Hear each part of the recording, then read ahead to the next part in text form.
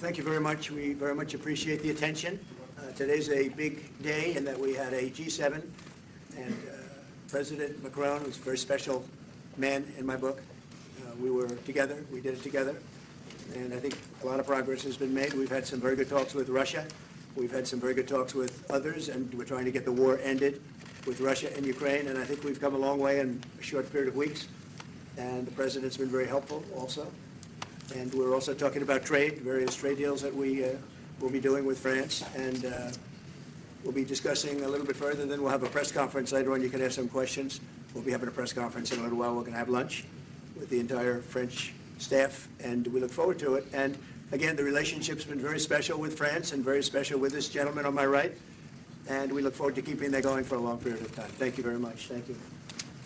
Thank you, Mr. President. Thank you. Thank you. Thank you. I want to thank Mr. President for his hospitality. We had a good discussion this morning for the G7 here, and for the third year of this war in Ukraine. And I think our common objective clearly is to build peace, and a solid and long-standing peace. And this is what we will discuss, obviously, because I have great respect for the bravery and the resistance of Ukrainian people.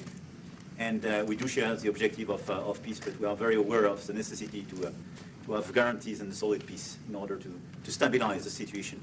I'm here as a friend because through centuries we've been friends, and we are personal friends, as you mentioned it, because we work very well together. And I think the US and France always stand on the same side, the right side, I would say, of history. And this is exactly what is at stake today. And this is a very important moment for Europe as well. And I'm here as well after discussions with all my colleagues to say that Europe is willing to step up, to be a stronger partner, to do more in defense and security for its continent, and as well to be a reliable partner and to be engaged on trade, economy, investment in a lot of topics. So I'm very excited by the discussion we will have, and obviously we will follow up. And I want to thank you again, Mr. President, for your presence for Notre-Dame de Paris. It meant a lot for French people, and I want to thank you for that. That's the cathedral, and they've done a fantastic job. The President's done a great job in bringing it back. That was a terrible thing, like, what, 5 years ago? Yeah. Watching that burn was a very horrible sight, and you've done a fantastic job in bringing it back, so I congratulate you. Thank you for being here. Thank you very much. Anybody want to ask a question or two? Is that a foolish question? Thank you, Mr. President. Ukrainians on the critical minerals deal. It looks like we're getting very close. The deal's being worked on. We're, I think, getting very close to getting an agreement where we get our money back over a period of time. But it also gives us something where I think it's very beneficial to their economy, to them as a country. But, you know, we're in for $350 billion. How we got there, I don't know, but that's a lot of money, a lot of money invested, and we had nothing to show for it. And it was the Biden administration's fault. The Europeans are in for about $100 billion, and they do it as in the form of a loan. And the Europeans have been great on this issue. They understood it wasn't fair, and we were able to work something out. But with the Ukrainians, I think I can say that we're very close. Scott's around here someplace, and I think we can say that we're very, hi Scott, I think we're very close. Do you have something to say about that, Scott? We were very close. The Good. 1 yard line. All right, good. Mr. President, Mr. President. What? would a mineral deal include a security guarantee for Ukraine? Well, it'll be, Europe is going to make sure that nothing happens. I don't think it's going to be much of a problem. I think once we settle, there's going to be no more war in Ukraine, and you're not going to have it. It's not going to be a very big problem. That's going to be the least of it. Mr. President, we're hearing from some Greek media reporting that the U.S. has agreed to shut down a military base in Greece that's been a logistical hub for NATO. That who shut down? That the U.S. has agreed to shut it down at the request of Turkey and Russia. Is that at all true? Marco, do you have anything to say about it? Sure, that's a no. That's a no. Mr. President, Mr. Is it a President, no? it's a no, sir. It's not a correct story. Thank you. Mr. President, how do you react to people in Europe who say that you are abandoning Ukraine and that you are going to sacrifice the security of Ukraine by making a deal with Vladimir Putin? You know, we're helping Ukraine like nobody's ever helped Ukraine before. And I can say this, if I didn't become president, Ukraine would right now still be at a level where there would be no even thinking about a peace. And it was, it's a sad thing that this happened. This would have never happened, this war, if I were president. Zero chance. And it has happened. So my function is to get you out of the war, get them out of the war, let them live. It's a bloody war. It's a horrible war. Thousands of people are being killed a week. And I would say Russia, maybe 700,000 people. I think Ukraine probably a similar number. And that's not talking about the towns and the cities that have been blown up. That's talking about soldiers. This has been a horrible, bloody mess. and we're going to get it solved. We got to get it solved. And you know, we're not talking about America's soldiers from this country. We're talking about Russia and Ukraine. But on a humanitarian basis, we have to get this very, very bloody, savage problem solved. And I will say this also, it could lead to World War III if it's not solved. You know, there'll be a point at which it's not going to stop at those two countries. Already there's such involvement from other countries. And it could really lead to a very big war, World War III, and we're not going to let that happen either. Would you support the idea to send European troops in Ukraine to back the The ceasefire? European troops may go into Ukraine as peacemakers.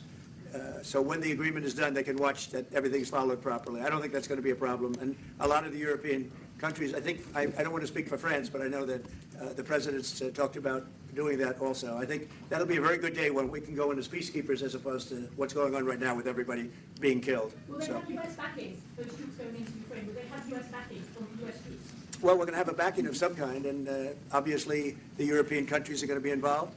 And I don't think you're going to need much backing. I think that's not going to be a problem. Once an agreement is signed, Russia's going to get back to its business, and Ukraine and Europe are going to get back to their business. I don't think it's going to be a problem. Mr. President, talk about will you Doge? meet with President Zelensky soon? What? Will you meet with President Zelensky soon? I will be meeting with President Zelensky. In fact, he may come in this week or next week to sign the agreement, and which would be nice. I'd love to meet him. Would meet at the Oval Office. So the agreement's being worked on now. They're very close to a final deal. It'll be a deal with rare earths and various other things, and he would like to come, as I understand it, here to sign it, and that would be great with me. I think they then have to get it approved by their council or whoever might approve it, but I'm sure that will happen. Monsieur Macron, Monsieur le Président Macron, est-ce que vous At pouvez some point, I'll commenter ce qui a be été dit par meeting with President President Putin also, yes. I don't know when we speak. We're trying to get this thing worked out, but yeah, at some point I'll be meeting with President Putin too. Monsieur Macron, s'il vous plaît, est-ce que vous pouvez nous dire quelques mots en Mr. français? Mr. I President. can say a few words in French. No, le président l'a dit, je pense que c'est un moment important. C'est un moment important de la discussion. On veut bâtir la paix en Ukraine et le bilan qui a été rappelé, une réalité, il y a d'1 million de morts et de blessés depuis le début de ce conflit et de cette guerre d'agression. Notre volonté, c'est que cette paix dure, parce que nous avons déjà eu un cessez-le-feu et une paix qui n'a pas été respectée. C'était les accords de Minsk, 1 puis 2. Et donc le corps de cette discussion, c'est de s'assurer d'abord qu'il y ait un cessez-le-feu, ensuite que les Ukrainiens soient impliqués. Je pense que ce que vient de dire à l'instant le président Trump est très important, c'est-à-dire qu'il va rencontrer rapidement le président Zelensky pour signer cet accord sur les minerais critiques et les terres rares, et que c'est aussi un moyen d'avoir une implication américaine forte. Les Européens sont prêts à prendre leur charge sous des formes diverses de soutien à l'armée ukrainienne, de présence, y compris pour s'assurer que la paix soit durable. Et l'implication dans la durée des États-Unis d'Amérique à travers cet accord est une bonne chose. Et donc tout est encore à construire, et je ne veux pas préempter les discussions. Mais nous partageons le même objectif, et ce qu'on a discuté ce matin pendant 1 heure après la visioconférence ensemble, est-ce qu'on va continuer de travailler, et ce sont pour moi des bonnes avancées. Et l'annonce de... Est-ce que l'intégrité territoriale de l'Ukraine est encore un objectif We've already crédible? spoken about this just a moment ago. This is exactly what we want to do. We want to build peace with Ukraine. As President Trump mentioned, there are already 1 million dead and wounded in Ukraine since the war began.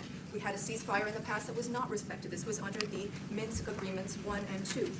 President Trump, as he said, will be meeting with President Zelensky to sign a deal on rare earths, and we are pleased to see this very strong American involvement. Europe, of course, also stands ready to support Ukraine in various ways, supporting its military, and we don't want to preempt any sort of discussions that are currently underway, but we do share the same objective of building this lasting peace. I just want to tell you a little story. So we were at the Eiffel Tower having dinner with your wonderful wife and with my wonderful wife, and we came out and he started speaking the French deal. And we didn't have an interpreter, and he was going on and on and on, and I was just nodding, yes, yes, yes. And he really sold me out, because I got back the next day and I read the papers. I said, that's not what we said. He's a smart customer, I will tell you that. That was exactly what we agreed to. Mr. President called Zelensky a dictator. Would you use the same words regarding Putin? I don't use those words lightly. I think that we're going to see how it all works out. Let's see what happens. I think we have a chance of a really good settlement between various countries. And, you know, you're talking about Europe, and you're talking about Ukraine as part of that whole situation. The other side has a lot of support also. So let's see how it all works out. It might work out. Look, you can never make up lives. The one thing you can make up the money, but you can't make up the lives. A lot of lives lost. I think probably a lot more lives than people are talking about. It's been a rough war, but I think we're close to getting it solved. Go Question ahead. about Doge, sir. Do you think that Doge could benefit from more streamlined communications? There was that email telling employees to give 5 things that they've done last week. Agency heads then told people to ignore it, but Talking Elon about Musk... the last email that was Yeah. sent, where he wanted to know what you did this week. You know why he wanted that, by the way? I thought it was great, because we have people that don't show up to work and nobody even knows if they work for the government. So by asking the question, tell us what you did this week, what he's doing is saying, are you actually working? And then if you don't answer, like you're sort of semi-fired or you're fired, because a lot of people are not answering because they don't even exist. They're trying to find, that's how badly various parts of our government were run by, and especially by this last group. So what they're doing is they're trying to find out who's working for the government. Are we paying other people that aren't working? And, you know, where's all that, where's the money going? We have found hundreds of billions of dollars of fraud so far, and we've just started. We're actually going to Fort Knox to see if the gold is there, because maybe somebody stole the gold. Tons of gold. Some of the agencies. So I think it was actually, there was a lot of genius in sending it. We're trying to find out if people are working. And so we're sending a letter to people, please tell us what you did last week. If people don't respond, it's very possible that there is no such person or they're not working. Some of the agency heads instructed their employees not to respond because they were waiting on further guidance, but Elon Musk's tweet said a failure to respond would be taken as a resignation, so there's been a disconnect in communications. Yeah. Are you concerned at all about Only, that? no. That was done in a friendly manner. Only things such as perhaps Marco at State Department, where they have very confidential things, or the FBI, where they're working on confidential things. And they don't mean that in any way combatively with Elon. They're just saying there are some people that you don't want to really have them tell you what they're working on last week. But other than that, I think everyone thought it was a pretty ingenious idea. We have to find out where these people are. Who are they? And we said if you don't respond, we assume you're not around. And that holds, that stands. And you're not getting paid anymore, too. So, you know, we're doing a real job. And we just had a poll come out, I guess the Harvard poll, saying that it's massively popular what we're doing. So. Mr. President, do you still believe in NATO, in the alliance between Europe and America in NATO? Are you going to NATO the is summit in June? very much involved in this. When I first got elected at the very beginning, first term, I got hundreds of billions of dollars put into NATO. NATO had no money because they hadn't paid for years. And I said, look, if you don't pay, we're not going to be a part of NATO. We're not going to protect. We're not going to do what we're supposed to do. And we took in hundreds of billions of dollars into NATO. No, NATO is a good thing if it's done properly and if it's used properly. Mr. President, in these days you speak a lot about the tariff in Canada, in Mexico, and in Europe. I want to know what is your idea about Italy, if you want to make the same thing. What? Can you talk up a little louder? In these days. No, louder. Can you talk a little louder? You have a beautiful voice, but you're not. In these days you speak. Where are you from? Italy. From Italy. Oh, I love Italy. Go ahead. I want to know if you have the same idea with Italy about tariff. Well, look, I love Italy, and Italy is a very important nation. We have a wonderful woman as your leader, and she was on the conversation today, one that we had, the G7. And no, I think Italy is doing very well. I think Italy's got very strong leadership with Georgia. Monsieur le Président, qu'est-ce que vous répondez au président Trump qui a dit que les Français et les Britanniques n'avaient pas... Any other questions over here? Yes, ma'am. Can you clarify what you meant in your truth today on the major economic development transactions between the U.S. and Russia? More With detail? respect to what, Russia? In solving peace deal, you said there would be major economic development transactions which will take place between the United States and Russia. Yeah, we're trying to do some economic development deals. They have a lot of things that we want, and we'll see. I mean, I don't know if that will come to fruition, but we'd love to be able to do that if we could. You know, they have massive rare earth. It's a very large, it's actually the largest in terms of land. It's by far the largest country. And they have very valuable things that we could use, and we have things that they could use, and it would be very good if we could do that. I think it would be a very good thing for world peace and lasting peace. Well, I mean, our first, by far, our first thing that we want to do, the first element of the overall transaction is ending the war. But if, just as we're doing with Ukraine, if we could do some economic development in terms of Russia and getting things that we want, something like that would be possible, yes. Can you explain the rationale, sir, in the U.S. Yes, go ahead, please. Can you explain the rationale in having the U.S. vote against the UN resolutions that Ukraine proposed and also the U.S. proposed? I would rather not explain it now, but it's sort of self-evident, I think. Mr. President, first of all, about increasing the tariffs on products from the European Union. Is that still something you want to do today? Well, it's not increasing, it's reciprocal. So whatever they charge us, we're charging them. So it's not a question of increasing. If they charge us 20%, we charge them 20%. If they charge us 30 or 40%, then we do that too. So that would be on European Union, but that really would be with respect to everything. It's reciprocity. So reciprocal. Whatever they charge us, we charge them. Nobody has a problem. Even you, I see you don't have a problem anymore, right? Mr. President, are you thinking of going to Moscow soon, maybe in May for the 9th of May for the I anniversary? mean, not soon, but I would be certainly, if this all gets settled out, which I think it will, sure, I would go there. On the 9th of And May? you'd come here too. On the 9th of May on the Red Square? I don't know the 9th of May, no, I don't. I think that's pretty That's pretty soon. But no, at the appropriate time, I would go to Moscow. Monsieur le Président, est-ce que l'envoi de troupes françaises I ou think we're européennes est working envisagé it en soon. Ukraine? Within weeks? Yeah, I think so. Right? Don't you think so? I'd like to have you, I think we could end it within weeks, if we're smart. If we're not smart, it'll keep going and we'll keep losing young, beautiful people that shouldn't be dying. And we don't want that. And remember what I said, this could escalate into a third world war. And we don't want that either. Mr. President, your envoy Steve Witkoff suggested a temporary ceasefire in the conflict, but the Russian government has denied that out of hand. Are you worried that they're not dealing in good faith? No, I think they, at some point, will agree to that. I think they probably wanted to. And I think once you have a ceasefire, it's going to end, because they're not going from a ceasefire back to war. I think people have had their full. I'm just glad I was able to help, because there was no communication with Russia until I came along. Biden didn't communicate. He couldn't communicate with his own child. So Biden didn't communicate. He couldn't. It was terrible. He hadn't spoken to Putin in 3 years. You're trying to end a war. People are being killed. Every week, thousands of people are being killed. Soldiers, in this case, mostly. Also towns, as missiles go in and back and forth. No, it's a shame. This should have never happened. This is a very sad, this is going to go down in the history books. This is a very sad moment, because that should have been stopped. That should have never started. And if it did start, it should have stopped the first week, not 3 years later. Okay? Je vais répondre, if you allow me, because juste, je pense que plusieurs questions de vous et de votre collègue qui ont été posées en français et qui rejoignent les questions posées par les collègues américains. D'abord, cette discussion est utile et construire la paix est une nécessité. La deuxième chose, c'est qu'il y a aujourd'hui une capacité de dissuasion qui est restaurée et que c'est ce que veut dire le président Trump quand il dit qu'il n'y aura plus de problème.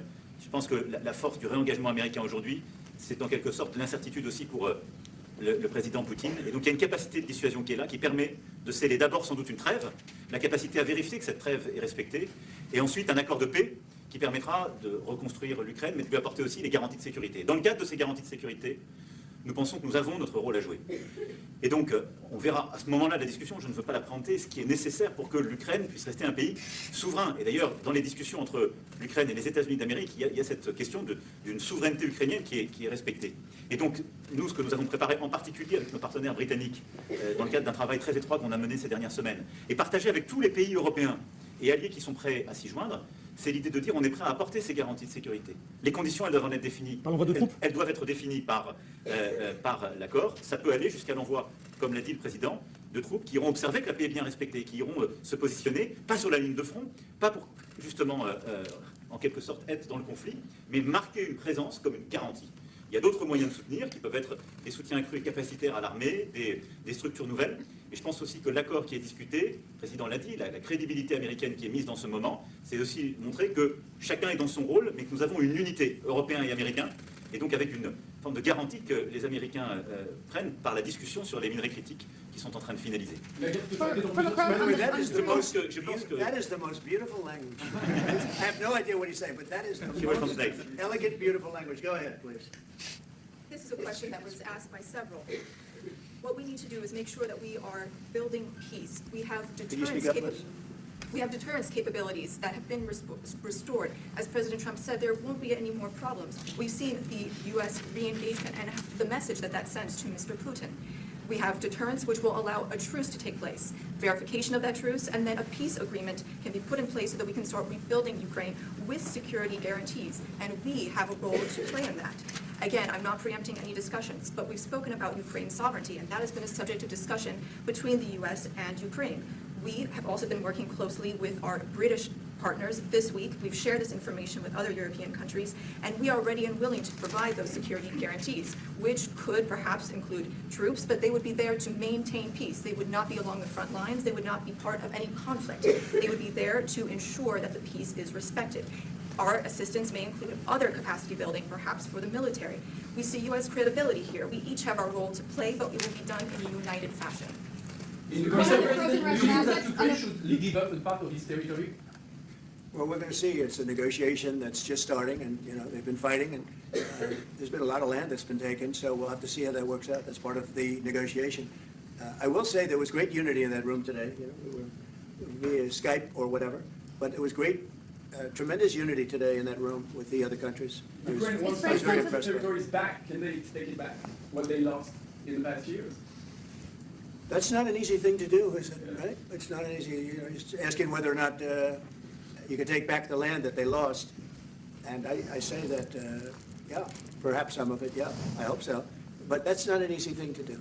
Macron on the frozen It's Russian. going to be something we're talking about. Will you Mr. convince Macron, Vladimir on the Putin to front- accept the European troops as peacekeeper, do you think? Yeah, he will accept that. He will accept I've it? asked him that question. You talked to him? I've asked him that question. Is Say France yes? going to lift the block on the Because 300 he's billion? not, look, if we do this deal, he's not looking for more war, he doesn't mind, but I've specifically asked him that question. He has no problem with it. Is France going to lift the block on the 300 billion in frozen Russian assets in Belgium? France has opposed unfreezing it to pay Ukraine and compensate the U.S. for its support. Is France going to lift its opposition to that?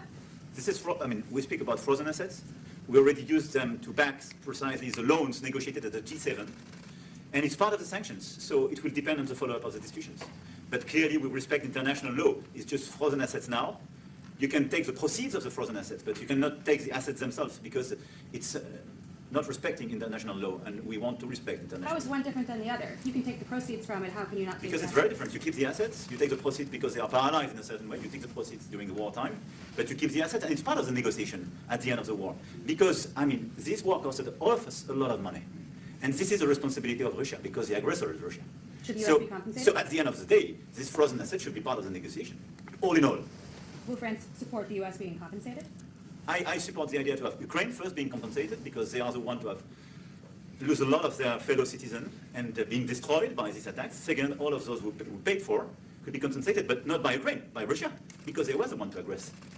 Again, just so you understand, Europe is loaning the money to Ukraine. They get their money back. No, in fact, to be frank, we paid 60% of the total effort, and it was through, like the US, loans, guarantee, grants, and we provided real money, to be clear.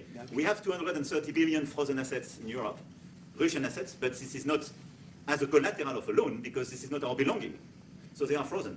If at the end of the day, in the negotiation we will have with Russia, they're ready to give it to us, super. It will be loaned at the end of the day, and Russia will have paid for that. If you This is my believe wish. that, it's okay with me.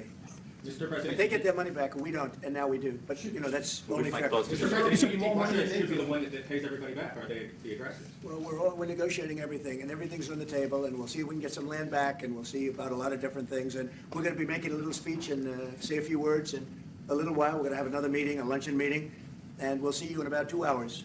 Okay? Thank you very much, everybody. Thank you, Fred. Thank you, Fred. Let's go, let's go.